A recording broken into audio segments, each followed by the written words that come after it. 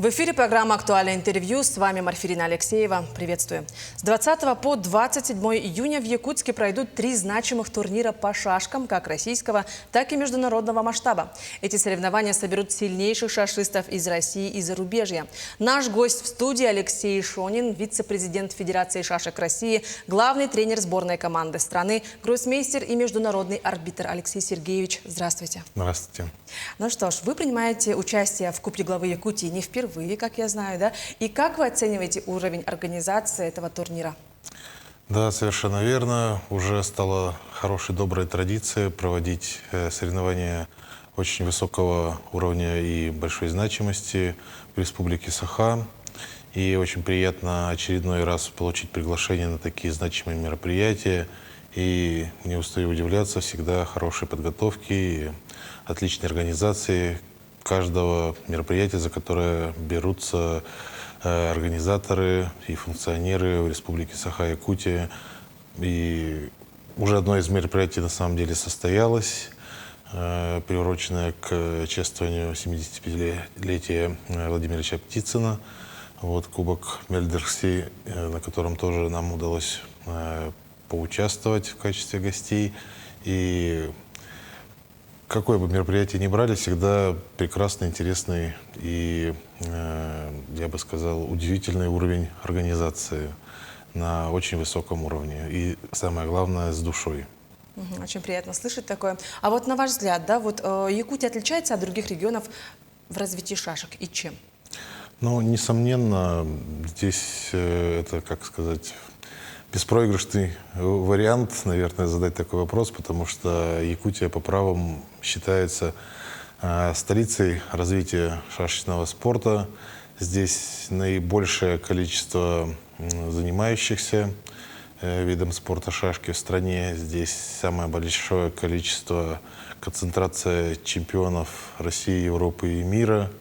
Здесь сейчас наибольшее количество действующих гроссмейстеров в стране, а именно сейчас 18 гроссмейстеров, которые представляют нашу страну и участвуют в соревнованиях самого высокого уровня.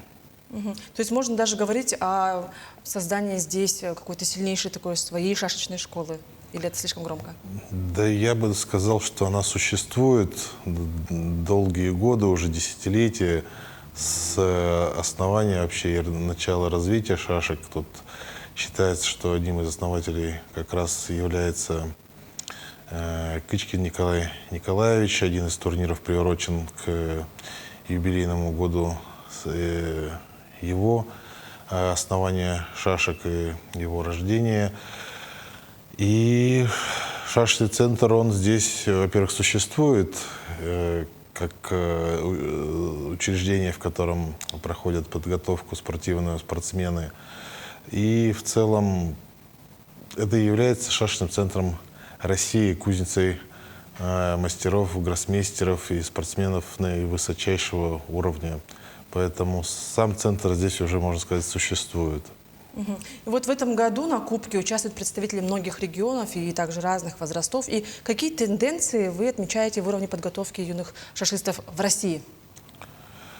Традиционно якутские спортсмены показывают самые значимые результаты в России, Европе и мире. Всегда, наверное, наибольшее количество наград завоевывают, самых высших титулов. Наверное, хороший показатель – это последний чемпионат мира, который был проведен в 2024 году в сентябре, буквально полгода, можно сказать, прошло с того времени. И у нас одной из самых престижных считается классическая программа. Вот, и из 5 возможных медалей 3 золотых медали завоевали спортсмены сборной Республики Саха-Якутия. Всего за чемпионат мира из 6, наверное, комплектов наград 5 завоевали спортсмены сборной России и 3 золотые медали завоевали спортсмены сборной Республики Саха. Поэтому это наивысшее соревнование. Вот, и стать в одном мероприятии трижды чемпионами мира, причем это три разных спортсмена. Это Николай Стручков, Сатара Просимова и Федорова Тунара. Это говорит о том, что уровень шашек здесь самый высокий не только в России, но и в мире. Один из них наш коллега, и мы ним очень гордимся. Да. Да, и вот я знаю, что вы посвятили шашкам практически всю свою жизнь, и как игрок, и тренер, и организатор, да. И что лично для вас значит эта игра? И какие-то, возможно, они дают человеку и другие способности, вот кроме спортивных побед? Да, так сложилось, несмотря на то, что у меня спортивная семья, мама волейболистка до сих пор играет за ветеранскую сборную, папа хоккеист, вот брат младший пошел по стопам отца и хоккеист до сих пор сейчас действующий, тренер в Курске. А у меня так получилось, что, ну, вообще-то предначертано было тоже играть в хоккей, но я с шашками с первого класса вместе, как говорится. Так получилось, что в школе, где я учился, была экспериментальная площадка, и шашки были введены в школьную программу, и наряду с предметами начальной школы, русским языком или математикой, шашки были также в расписании. Да, так было раньше. Вот, да. И так получилось, что, ну, проявил какие-то способности, и затем уже пригласили в секцию заниматься, и вот так и задержался уже почти 35 лет в шашках, остался как спортсмен, затем осваивал судейские навыки, и организаторские, и тренерские в том числе. И так получилось, что год за годом потихоньку остался в шашках на всю жизнь, которая сейчас у меня проходит. Сейчас стараемся организовать вообще процесс развития шашек в стране. Также занимались и развитием международного движения длительное время. И сейчас оказываем большое содействие Международной Федерации в развитии. Считаю, что, ну, наверное, так сложилась судьба, что можно благодарить, что каждый оказывается на своем месте. И думаю, что оценку должны, конечно, отдавать те, для кого это все организуется, делается. Но так со стороны сказать, что, ну, вот за последние годы перспективы расширяются. У шашечного спорта есть будущее и неплохое. Поэтому считаю, что все силы, которые есть, готов посвящать развитию нашего всенародно любимого вида спорта. И думаю, что у нас все получится общими усилиями, конечно, дальше шашки продвигать на российской международной арене.